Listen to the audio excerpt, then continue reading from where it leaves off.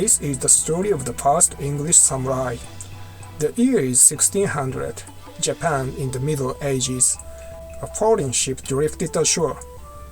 It was a Dutch ship with Dutchmen and Englishmen on board.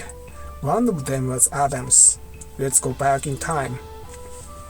Adams was an English-born navigator. He was skilled. One day he heard that Holland was planning an expedition to the east. He and his brother raised their hands.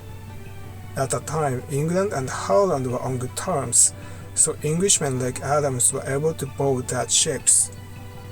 The expedition was extremely dangerous. They were attacked by Spanish and Portuguese ships. Diseases spread and sailors died. His brother was also killed by Indians at the port of call. The fleet of 5 ships was eventually reduced to 1. These were the ships that drifted to Japan.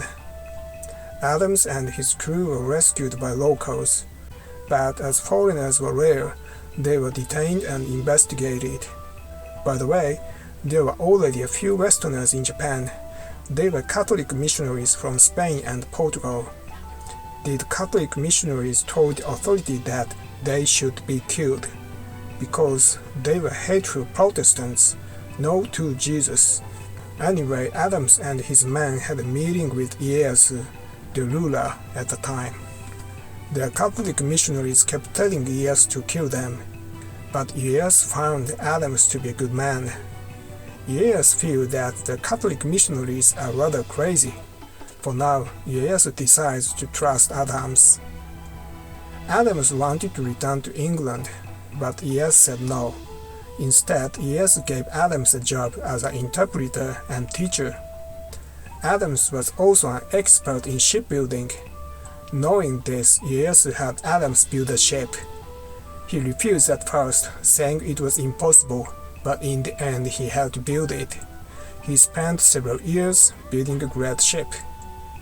Ieyasu was so impressed that he gave Adams an official position.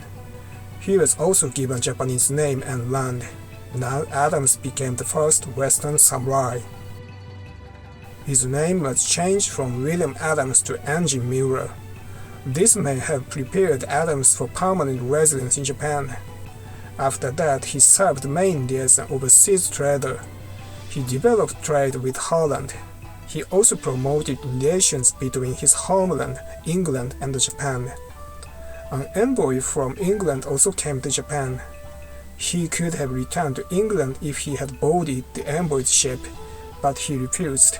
The reason was quite simple. The captain of the ship was an asshole. Adams moved the center of his activities to Hirado. He built a ship and traded actively with neighboring countries. Meanwhile, Ieyasu, who helped Adams a lot, died. Ieyasu's son, who succeeded him, didn't give Adams much importance. As a result, he could no longer trade freely with foreign countries. He made several requests, but the policy didn't change. From that point on, Japan went into closed policy. Adams was in a difficult situation. He could no longer sail and ended up becoming an astronomer for some reason. He spent depressing days looking up at the stars. Then he died. He was 56 years old. His Japanese name and land were taken by his son. Adams had married a Japanese woman and had children. To commemorate his courage and efforts, there are memorials in both Japan and England. This is the life of the first English samurai. Thanks for watching. I'll be really happy if you like this video and subscribe to my channel. See you in the next video.